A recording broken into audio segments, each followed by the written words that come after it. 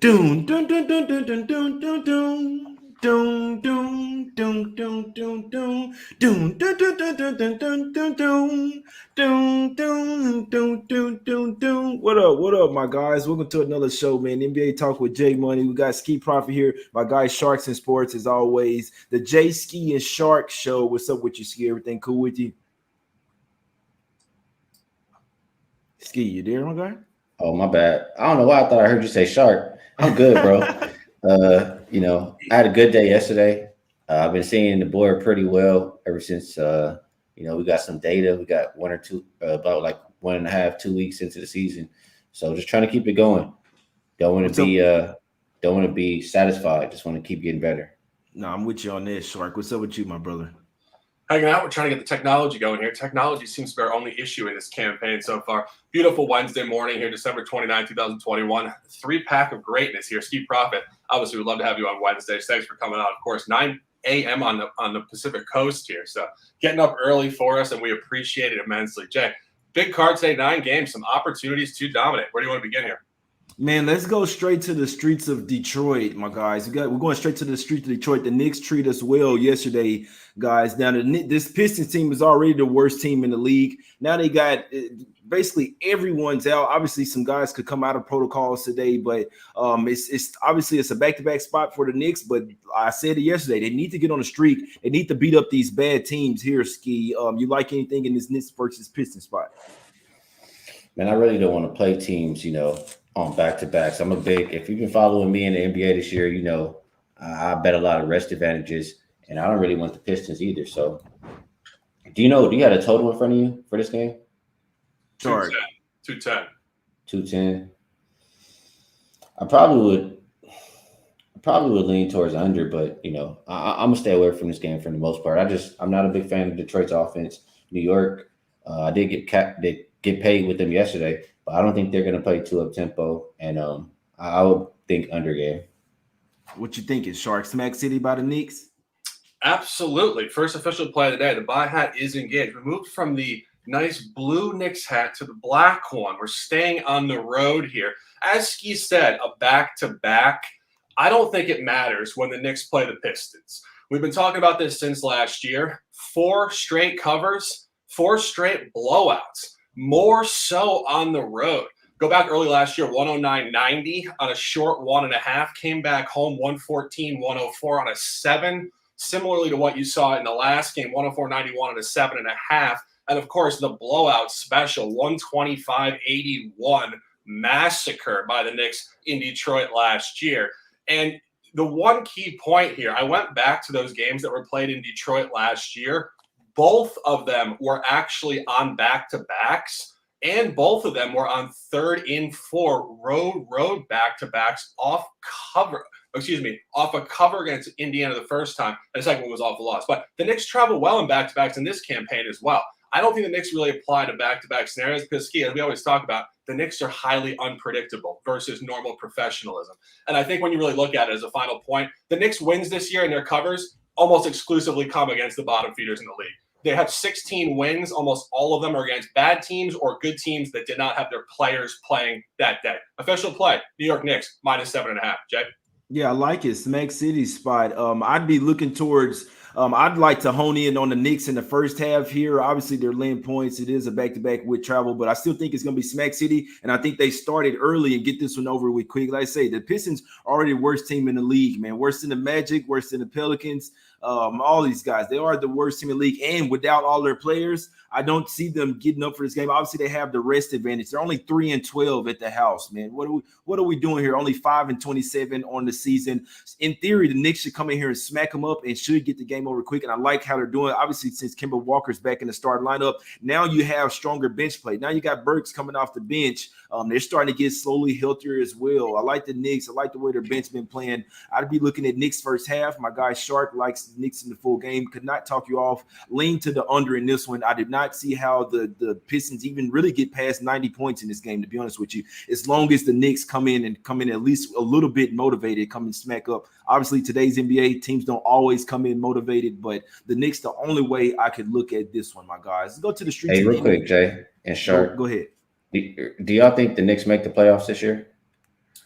They got to they have to clean up teams like this. They have to beat the bad teams, and they have to turn up their defense. Shark, Yeah, what do you think? one point here. I think the Kemba Walker issue is kind of figuring itself out now. Actually, if you go back to early season when they started 5-1, Kemba was balling. And then there was just a lot of overthinking with Tibbs in terms of the lineup and trying to integrate these new personalities and these older guys. But I think Kemba, as I said, has kind of figured it out for them. Came out just absolutely balling the last 3 games. And maybe he's not over the hill. And maybe he just needed to be jolted and insulted. And if Tibbs did that unintentionally, good on Tibbs. But I don't think he did it with the mindset that he would come back like this. I think the Knicks could backdoor the playoffs, but I think, again, as Jay said, they're going to clean up bad teams only, and they'll probably end up with a 7 or 8 seed if they get there. Exactly. No, I'm with you. I think that the NBA would like to see the Knicks in the playoffs. They're one of the most valued teams as far as their franchise, whatever. So it'd be nice to see them in the playoffs another year. It's back-to-back years. And yeah, Kemba Walker, obviously, he was getting shredded on defense, guys. And we know Tibbs is a big defensive guy. The start of the season, he was getting absolutely shredded. There was a lot of reason why their defensive numbers were so terrible as well. He benched them. Then when he came back, now he lit a like you said. I don't know if he did it intentionally, but regardless, he lit a fire up under Kemba Walker's ass, and it worked. It's simple. It worked. Let's go to the streets of Indiana here. We got a double revenge spot here with the Pacers and the Hornets, man. Both games already were in Charlotte. Now you got the Pacers who've been playing a lot better. It's kind of switched this year. Now they're playing better at the house and not playing so good on the road. I think they clean up here. Unfortunately, Brogdon has been out for a while with sore Achilles. May not play in this one, but I think this is the game for the Hornets that PJ Washington and Bridges not having those two hybrid type of bigs to go up against Sabonis and Turner, because Plumlee's not enough, if you ask me. He's basically the only big out there for the Hornets. I think Sabonis goes bunkers tonight. Miles Turner starting to play a lot better as well, seeing his trade value start to go up. I think the Pacers have a little bit better defense, and their offense will really flourish up against the Hornets tonight, Skee. Would you like anything in this one, looking at the over or what? I like the Pacers here. Yeah, Pacers are one of those teams that, I'm not looking to bet at all. It's just they're too inconsistent. They just haven't really been good to me, taking too much of my money whenever I put it out there on them. So I'm staying away until they've changed their roster, they get a new coach or something, because I just don't like what's going on in Indiana myself. For Charlotte, you said Brogdon might not play, right? Well, he's questionable, but we'd be interested to see what happens. I think they'll win regardless. Yeah, if Brogdon doesn't play, that's going to free up LaMelo a lot, because he's one of the better perimeter defenders. And Charlotte, they've been a pretty gritty team.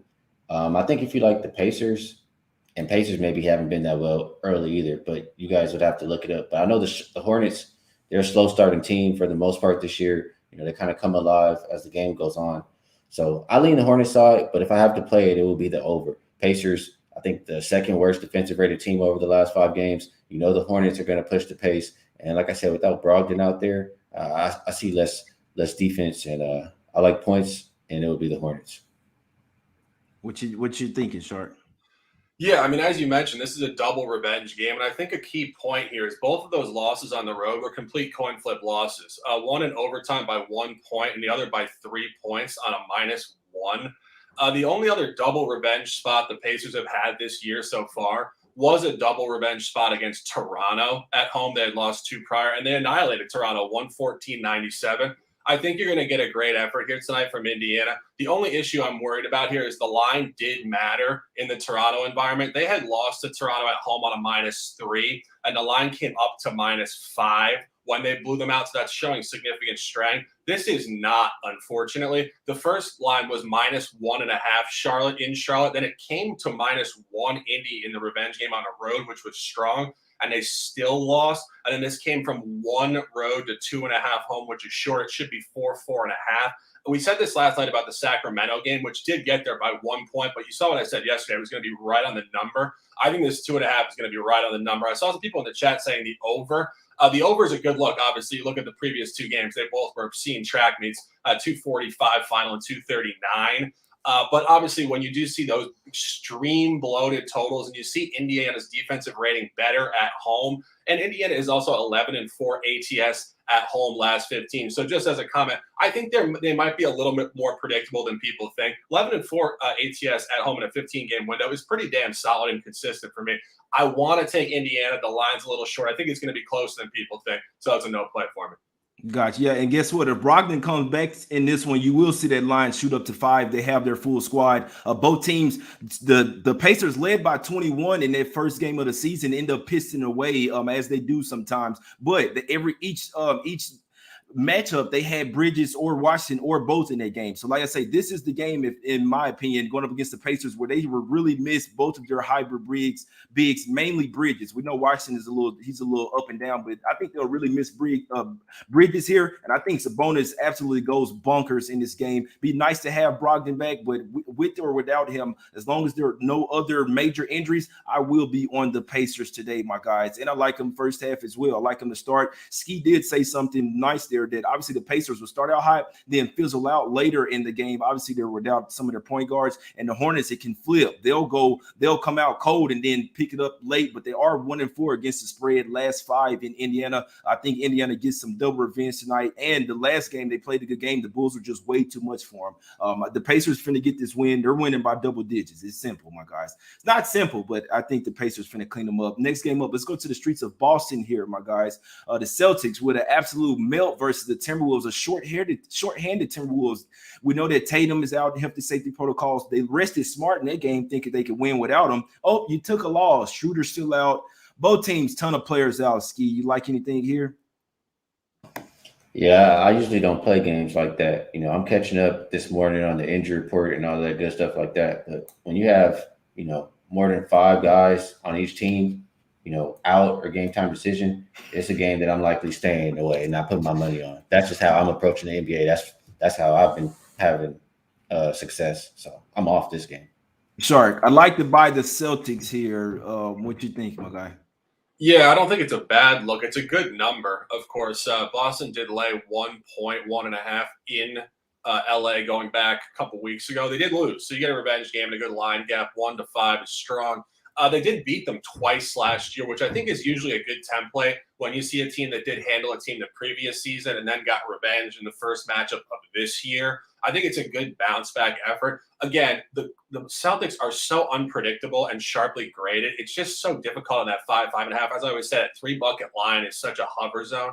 And the final point, which does make it kind of difficult to cap, the Clippers have not traveled to the East Coast this year at all. So we don't really know how they're going to perform, particularly in this environment. Obviously not in their body time and whatnot, but they did travel reasonably well on the East Coast last year. Of course, Kawhi Leonard, Paul George, and the guys. But again, I think this is probably a sharp number here tonight.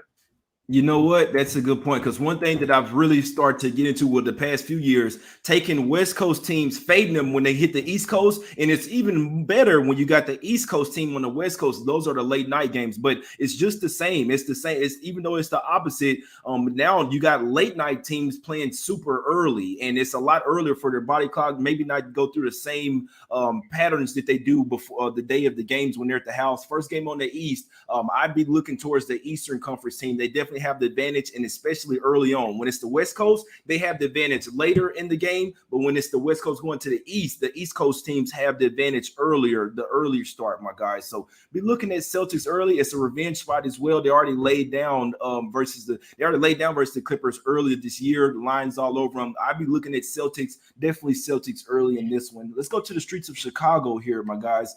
We have the Bulls. This line opened up at 8. 8.5 is down to 8. Good God, what are we doing here with the Hawks, man? They tried to come back versus the Bulls in the last game, just couldn't do it. Now you see the line coming all the way up. The Hawks have way too many guys out. What I'd be doing in this one, I'd be looking at Trae Young props. Even Bogdanovich is out now. Trae Young, Cam Reddish, and Clint Capella. Simple. So that's what you want to look at, some props for the Hawks. Other than that, it should be Bulls Smack City in this one. Skee, you like anything leaning towards the under or something in this one? These teams just played the other day, and I talked it out, and at the end of it, kind of got to where if Trae Young was announced in, we're liking a lot of points because he's going to get his. As long as him and Capella out there, they're going to have success. And for the opposite side, for the Bulls, they're missing their perimeter defenders and Lonzo and Caruso. So I just think, you have two teams who are really capable of scoring. You see the odds makers have adjusted the total. I think the last time it either opened at 211 or got down to 211 before getting all the way back up to 217. Here in this one, already opening at 220.5 and taking money up to 223.5. I think it's going the right way, and that's the only way I would play it. What you thinking in this one, Shark? Yeah, this is tough. I had said in my mind two things. One, if Atlanta lost that home game, which I thought was a great take. Of course, we weren't on the air a couple days ago, but that was a triple revenge game for the Bulls and a great number at 4.5. I would want to take Atlanta on the road here. Atlanta's been a lot better on the road recently. It just flipped. We talk about this all the time. They were an absolute juggernaut at home for 30 games. Now they cannot win a home game, but they're good on the road. Unfortunately, the line does seem to matter here, and I think 8.5 is showing 1 point of strength to the Bulls. It should be 7.5 for stock. 8.5 is showing the Bulls. But again, I think this is one of those lines, Jay. We talked about it yesterday, an over adjustment on these bloated favorite spots. I think this might be a little bit too much. If I had to take it, I would actually lean Atlanta here to keep it closer than not. I think in the one-off revenge game, it's almost like a playoff series. You get added motivation, eyeball test. They look at the guys in the face game two. They want to show a little better effort. And again, Atlanta better on the road in the last 20 games. So I would lean Atlanta. Sharp number, though. It's going to be right around it. Yeah, man, these motherfuckers. This is probably the team that has the most guys out. Last game they even had Bogdanovich. Now he's out. No John Collins, Sharif Cooper, Dieng, Gallinari, Huerter, Hunter, Johnson, Lou Cabral. Oh boy, DeLon Wright, Lou Williams, Okongwu. They got Lance Stevenson out here starting. What the hell are we doing? I'll leave it at that, my guys. Let's go. Lance Stevenson, guy. Come on, man, stop it. Just postpone the games, man. Let's go to the streets of Memphis here, man. They're going to need you in a minute. Hey, I'll come in sooner. My shoulder's still messed up, man. But hey, got a bad back, but I'll come in there, man. Trainers, get me right. We're going to the streets of Memphis here. We're going to get some barbecue. This line has come all the way up to 6, guys. Open up at 4. It's up to 6. Now, I can tell you why the big line shift, because last time the Lakers laid 4 in this same arena. They had Anthony Davis then, and then the Grizzlies didn't have Ja Morant. So I think that's the main reason why the line – the Grizzlies are starting to get a ton of respect now, guys. I'll be honest. I'm not looking towards the Lakers, but now they're the dog. Like now it's a different. They're not expected to win the game. They're actually just expected to win to keep it close. Skee, this is your squad. They are on the back-to-back. LeBron old dad played 39 minutes. How will this team look? The oldest team in the NBA. How will they look on the back-to-back tonight, my guy? Yeah, out of all the back-to-back so far for the Lakers, LeBron's only played 1. Mostly because, he was out or he was injured, but we'll see if he even plays in this one. I don't know how they're going to approach it for the entire season. He could rest, and that could be a reason why you're seeing a line move here, because guys are expecting that. So if you tell me that everybody is in this game, LeBron is in, and, everybody I care about for the Lakers is in, I would say it's going to be tough for the Lakers in this game because they don't really play defense. They can't play defense. The only way they're going to beat teams is how they did it last night, by outscoring them. And, Memphis, without Morant, I saw their defense become really good. With them, I've seen it. And without Brooks, I've seen it take a little bit of a step back. So I do still lean towards the over. And if I have to play the side, Lakers 4-2 as a road dog. It's one of the one spots they've been profitable. Everybody's healthy. I lean that way. God, well, not everybody. They don't got AD out there, but I see what you're saying, my guy. I don't know how LeBron will look tonight, Shark. My guy's getting up there in age 39 minutes, running and gunning versus the Houston Rockets. Now you're on the back-to-back. I don't know what to do with this Lakers team, Shark, and I don't want to lay this 6 with the Grizzlies. Yeah, this is a tough spot. I do think this is potentially what we were talking about last night with the Warriors over adjustment, the previous night with Phoenix over adjustment. I think this might be an over adjustment for Memphis. You do look at what's going on here. I do think the previous game was more representative of no Ja Morant, Dylan Brooks and the boys playing great defense. That cluster of games they won without Ja Morant. A bit of a Ciroc on ice environment for the Lakers coming in there, obviously at a -4. The line has not mattered when you track these games. -5 LA, in LA, non-cover, 118, 115. It held 4 strong road, and the Lakers went in there and lost by 13 or 14 points. Now it flips the complete opposite direction. But again, when it's strong for the Lakers and they lose, and now it's weak, it's telling you the line functionality does not matter. And I think you get a revenge game, and you get an 0-2 ATS sample for the Lakers coming in here against Memphis tonight. And again, I think when you look at Memphis off these trips, they're 0-2 last two coming off a road trip, which we had correctly both times. We had Dallas +5, they won outright, and we had Portland +5, they won outright. Both were the home game won off a trip and a revenge game. I think this is an over-adjusted line for Memphis. They come in here off a 3-game trip, a very representative win, and a 3-0 ATS trip. I believe this is a great fade spot for Memphis. I'm not going official with this. I might play Lakers personally, though. Yeah, no, I'm with you on that. It's a few too many points for me to lay with Memphis. Obviously, they're a better team. They play a lot harder. They hustle a lot more as well. That's why it is Memphis or nothing for me. Just their defense alone, and me noticing the Lakers just not giving a care on defense. I mean, maybe LeBron cares. He's starting to go do the chase down blocks again. But for a while there, I'm watching LeBron, even when AD's out there. I know Skee say the best defender. I'm watching these guys literally just watch people go past them. Yeah, you can go to the goal, and it's that Olay defense. We'll let you score, and then we're going to try to just outscore you. That's not how you win. You got to play at least some form of defense, half court, something, man. And the Grizzlies, unfortunately, are superior defensively. So that's what I've been seeing versus the Lakers. Teams could literally win and cover against them on accident just because the Lakers just always don't bring that motivation or that defense, man. So it'd be tough to. I'm not laying the 6 with the Grizzlies defensively, bro, until AD come back. Man, bro. I don't know. Skee, just between me and you, that when AD was there, they still weren't great. No, I'm not saying they're great. Yeah. They just don't have a chance until he comes back. That's what I'm saying. No, I'm with you on that. Yeah, this isn't the Rockets here, my guys. But Shark made good points. The Grizzlies, and they're coming off a phenomenal win, too. A super high, coming off the best team in the West over there, arguably the best team in the league. They just beat the Suns outright as it opened up at 8.5. So could possibly be let down spot. I lean Grizzlies, but I'm not betting that game, man. Let's go to the streets of San Antonio, my guys. This line's come up. The Spurs, they playing some good basketball. I am surprised they're starting to get all this love, even without their best player, DeJounte Murray. It's up to 5.5 now. Unfortunately for the Heat, no point guard, a ton of guys out. Now Jimmy Butler's sitting out, guys. What are we doing with this game, man?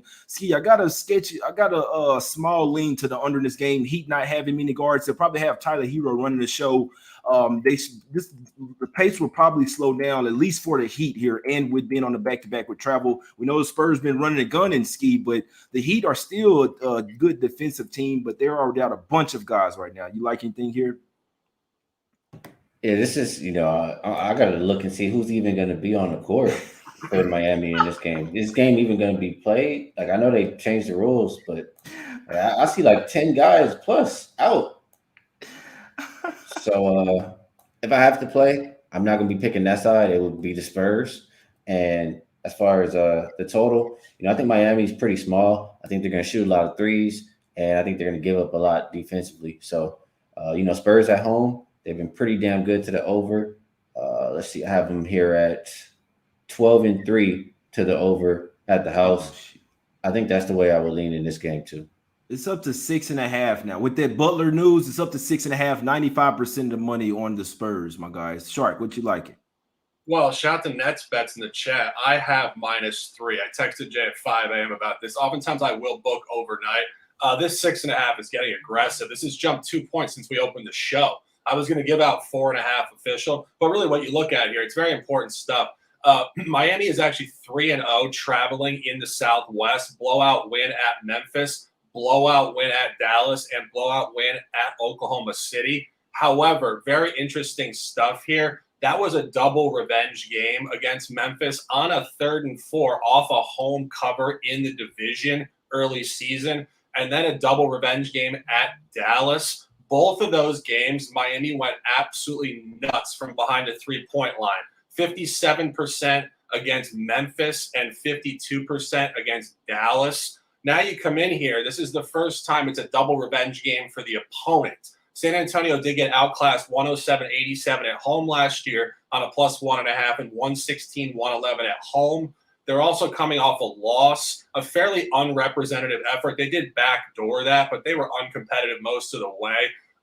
We're obviously looking at potentially a postponement if they don't have enough players. I'm on -3. I don't claim to be a CLV god at all, but sometimes I do foresee movement and stuff, so I have that.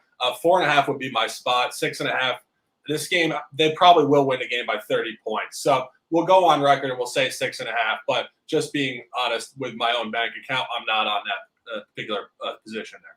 Gotcha. Yeah, I'm be looking at Tyler Hero props in this one for damn sure, and possibly Duncan Robinson threes as well. So this is one where the Heat, not a ton of guys, but I still think they have some matchup advantages there. Unfortunately, they don't have they got your 7 as their center, him and Akpala, but Tyler Hero will likely be running the point guard all night. They don't have Lowry, they don't have Gabe Vincent, Struss, anyone, and even Jimmy Butler to run the show. So Hero will have the ball in his hands a ton tonight, guys. I'll be breaking this game down even more on the 6 o'clock Eastern show. Let's go to the street. 3 more games here. We got the Suns laying 14.5 versus the Thunder, my guys. Unfortunately, the last time they played the Suns, it was a total sandwich spot, right? They didn't give a damn about the game. They got up by 17, 18, and they just pissed away. Before you know it, it was a single digits, and they didn't cover the game. But that was expected if you look at the spot they were in. Now the Thunder on a back-to-back, they don't have Giddey or their starting center in Robinson Earl, no Baisley, no Man.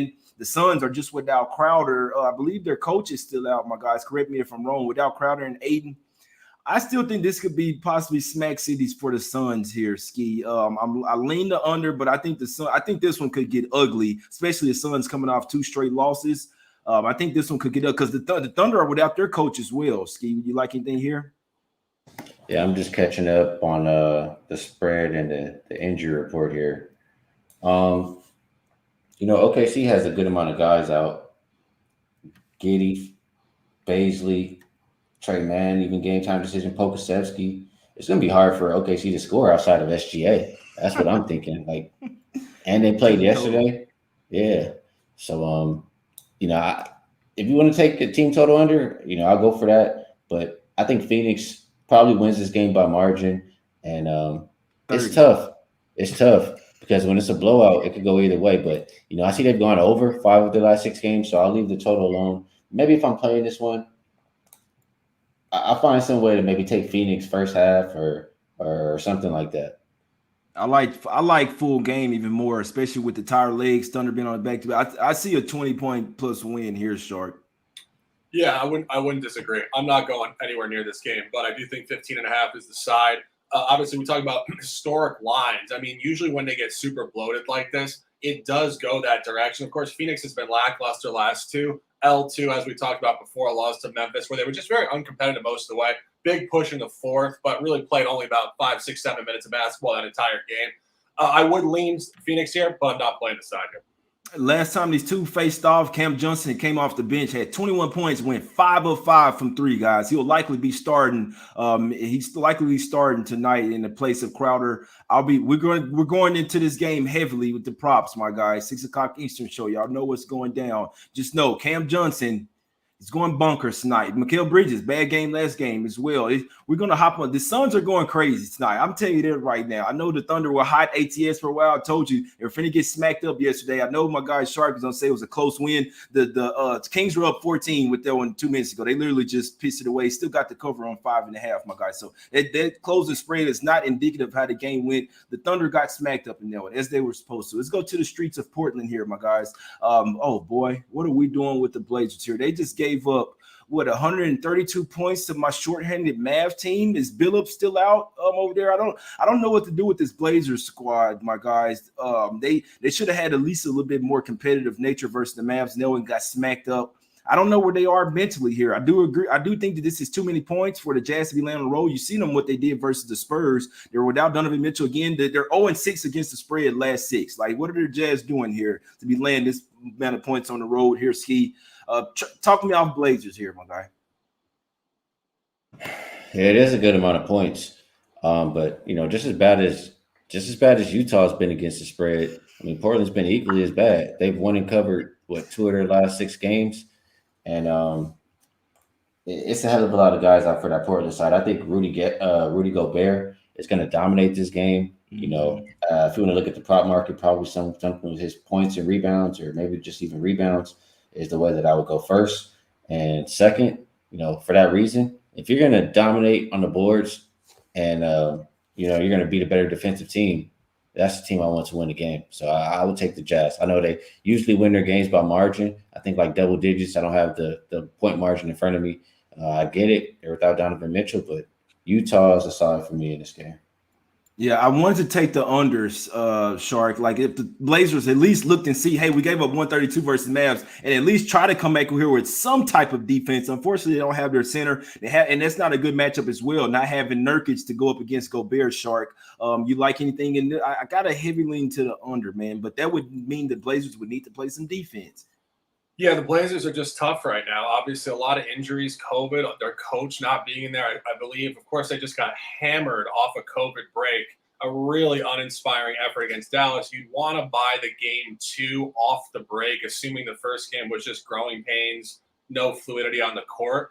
But again, the line has mattered between these teams every single game dating back to last year, which is why I had Utah at home to win and cover 129-107. This line is holding weight towards Utah. It was -7 at home. It opened at 5.5. It should have been 4. And again, people talk about it in the chat. 0-6. You said 0-6. These teams have to cover a game. And Utah has matched up incredibly well against Portland dating back to last year. They opened last year, the first game of the season, actually, 120-100 win at Portland. Then they came home and hammered them. Then they lost 105-98. So the last matchup was a revenge game, that 129-107 spot. But again, Jay, I wouldn't disagree. Revenge game. Portland has to improve 2-8 last 10, all this stuff.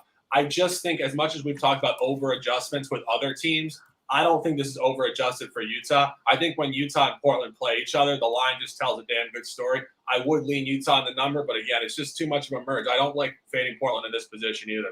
Yeah, no, I'm with you. I'd said to myself when Donovan Mitchell was announced out these 2 road games, I'm saying, and the Jazz play different, and I said this as well versus the Spurs. The Jazz lean on their defense when they go on the road. When they're at the house, they know they can run a gun. Teams will get tired. They have high altitude, and they shoot a lot better from 3 at the house. They go on the road, they really lean on their defense, guys. So that's one of the main reasons why I lean the under here. I do think the Blazers, in theory, should come back with some here. Like you look at their lineup, it's actually a good defensive lineup. Powell, Little out there. Lance Nance is a good. He's a good defender as well. He's just not a real center out there. So it's playing small ball out there. I said to myself that the Jazz are going to lose one of these games on the road without Donovan Mitchell. They pissed away the cover versus the Spurs. Be interesting to see. I lean Blazers here, guys. I hadn't bet it, but I do lean the Blazers plus the 7 here. We'll see what happens in this game. It's just a lean, though. It's just a lean. Let's go to the last game up, man. We got the Kings versus – we're going to the streets of Sacramento. Kings took care of me last night. Now they're on the back-to-back at the house, Skee. We had a little conversation before the show. You liking my squad in this one, the Mavs. I'm seeing some sharp money coming in on the Mavs here. Was that like 1.5, I believe? Now it's up to 2.5. You like anything here? Yeah, I'm looking towards the Mavs side, and I get it. They have a lot of guys out. But, like I said, a lot of what I've been having success with this year is playing road favorites with more rest than their opponent, especially when that opponent's on a back-to-back. And you're going up against the Sacramento Kings here, who are, 13-21 straight up so far this year. They've only won and covered 2 of their last 7 games.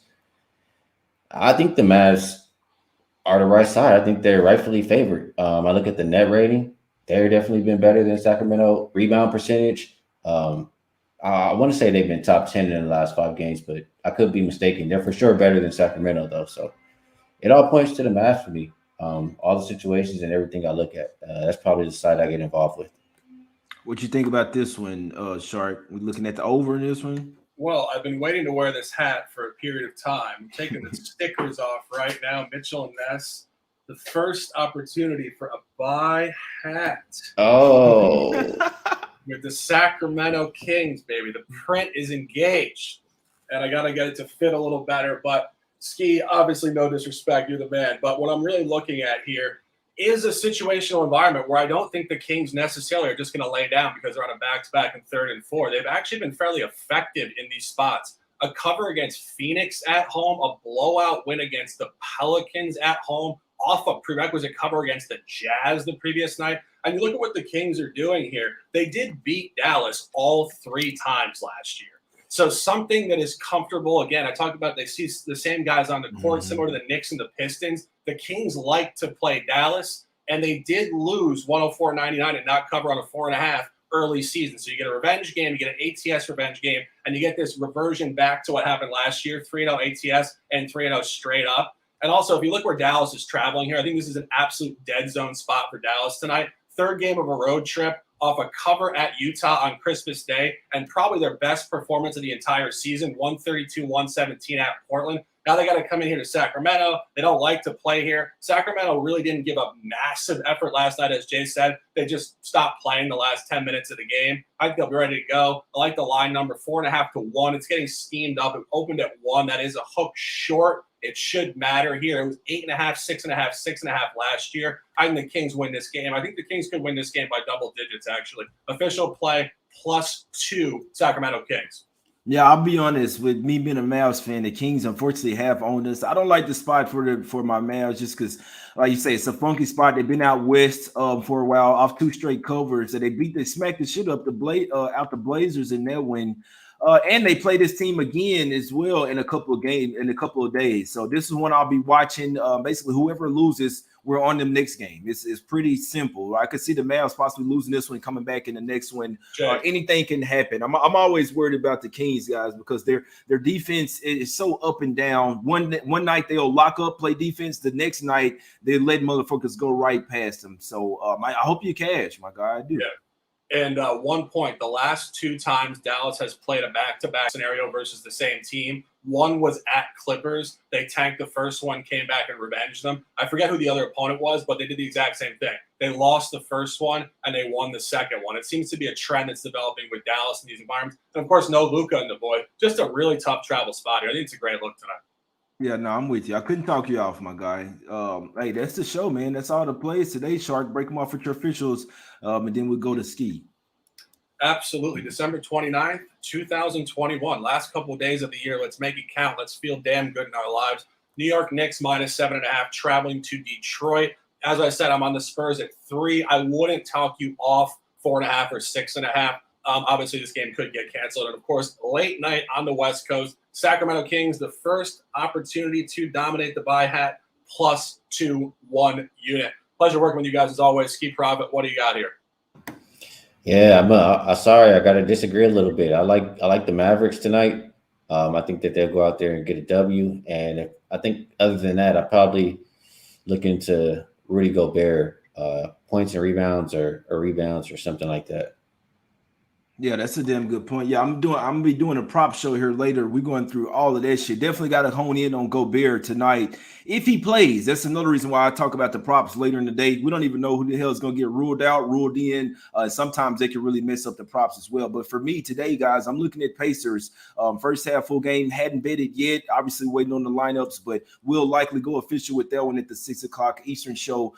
Heavy lean to the Suns today, guys. I think this game will get ugly. I know the Thunder had a good string of covering some games. You look at the opponents, and one of those games are versus the Sun as well. The Suns don't have a look ahead in this position, and they're coming off a couple of losses. They're looking to smack up someone. Unfortunately, the Thunder come in there tonight at the wrong time. I think they lose this game by 30, guys. So heavy leans to Pacers early and often, and the Suns in this one. My guys make some damn good points. Unfortunately, going to head-to-head with the Kings and the Mavs in that one. A lot more games, a lot more info coming out through the day, man. We will get some cash. We appreciate everybody for tuning in. 505 people watching live, man. If you could hit the like button, subscribe. If you're going back and watching as well, hit the like button, my guys. We're just trying to cash, help you guys with all the actionable info, our thoughts, our plays, all of this, man. Let's get some cash. Go and follow my guy on Twitter at Sharks and Sports. Follow Skee Profit as well at Skee Profit. You can follow me as well at Jake Money is Money. We out, my guys.